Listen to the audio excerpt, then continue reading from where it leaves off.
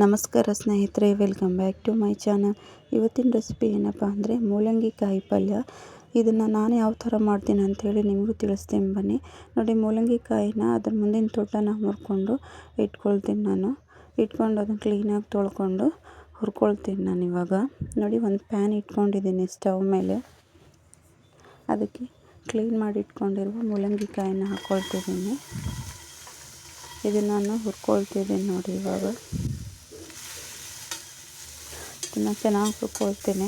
ಇದಕ್ಕೆ ಸ್ವಲ್ಪನೇ ಎಣ್ಣೆ ಹಾಕ್ಕೊಳ್ತೀನಿ. ಎಣ್ಣೆ ಹಾಕ್ಕೊಂಡಾಗ ಚೆನ್ನಾಗಿ ಉರಿತವೆ, ಇಲ್ಲಾಂದರೆ ಬೇಗ ಆಗಲ್ಲ.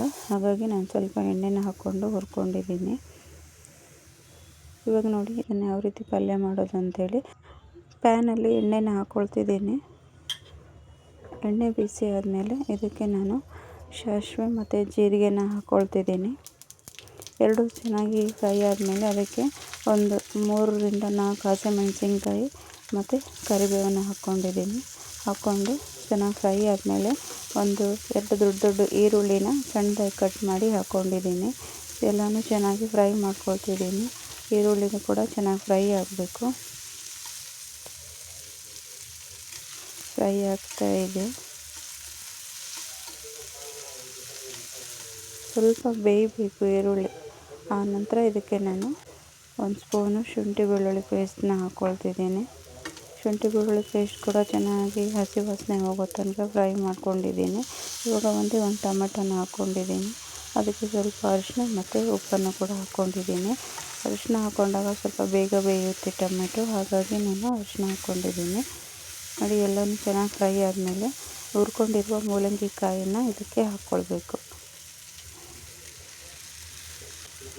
ಹಾಕ್ಕೊಂಡಿದ್ದೀನಿ. ಹಾಕ್ಕೊಂಡು ಚೆನ್ನಾಗಿ ಫ್ರೈ ಮಾಡ್ಕೊಳ್ಬೇಕು. ಇದನ್ನು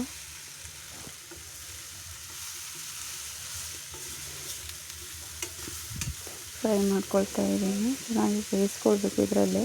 ಅದು ಸ್ವಲ್ಪ ಬೆಂದ ಮೇಲೆ ನಾನು ಇದಕ್ಕೆ ಖಾರದ ಪುಡಿನ ಹಾಕ್ಕೊಂಡಿದ್ದೀನಿ. ಹಸಿಮೆಣಸಿನ್ಕಾಯಿ ಜಾಸ್ತಿ ಖಾರ ಇಲ್ಲ, ಹಾಗಾಗಿ ನಾನು ಸ್ವಲ್ಪ ಖಾರದ ಪುಡಿನೂ ಹಾಕ್ಕೊಂಡಿದ್ದೀನಿ. ಎರಡು ಹಾಕ್ಕೊಂಡಾಗ ಚೆನ್ನಾಗಿ ಟೇಸ್ಟ್ ಕೊಡುತ್ತೆ. ಹಾಗಾಗಿ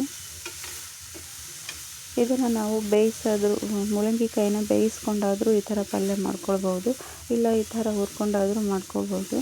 ಕಾಯಿ ಬಲ್ತಿದ್ರೆ ಬೇಗ ಬೇಯಲ್ಲ ಪಲ್ಯದಲ್ಲಿ, ಹಾಗಾಗಿ ಸ್ವಲ್ಪ ಹುರ್ಕೊಂಡು ಮಾಡ್ಕೊಂಡಾಗ ಸ್ವಲ್ಪ ಬೇಗ ಬೇಯುತ್ತೆ. ಹಾಗಾಗಿ ನಾನು ಹುರ್ಕೊಂಡು ಪಲ್ಯನ ಮಾಡ್ಕೊಂಡಿರೋದು. ಇವಾಗ ಇದಕ್ಕೆ ನಾನು 2 ಸ್ಪೂನು ಕಡಲೆಬೀಜನ ಹುರ್ಕೊಂಡು ರುಬ್ಬಿ ಹಾಕ್ಕೊಂಡಿದ್ದೀನಿ. ಟೇಸ್ಟ್ ಚೆನ್ನಾಗಿ ಕೊಡುತ್ತೆ ಪಲ್ಯದಲ್ಲಿ ಅಂಥೇಳಿ. ಇದಕ್ಕೆ ನಾವು ಹುಚ್ಚೆಳ್ಳು ಪುಡಿನೂ ಕೂಡ ಹಾಕ್ಕೊಳ್ಬೋದು. ತುಂಬಾ ರುಚಿಯಾಗಿ ಬರುತ್ತೆ ಸ್ನೇಹಿತರೆ. ಯಾರೆಲ್ಲ ನನ್ನ ವೀಡಿಯೋಸ್ನ ನೋಡ್ತಿದ್ದೀರೋ ಲೈಕ್ ಮಾಡಿ, ಹಾಗೆ ಸಬ್ಸ್ಕ್ರೈಬ್ ಮಾಡ್ಕೊಂಡು ನೋಡ್ಕೊಳ್ಳಿ. ನೀವು ಕೂಡ ನಿಮ್ಮ ಮನೇಲಿ ಟ್ರೈ ಮಾಡಿ ಯಾವ ಥರ ಟೇಸ್ಟ್ ಬಂದಿತ್ತು ಅಂಥೇಳಿ ನನಗೆ ಕಮೆಂಟ್ಸಲ್ಲಿ ತಿಳಿಸಿ ಸ್ನೇಹಿತರೆ.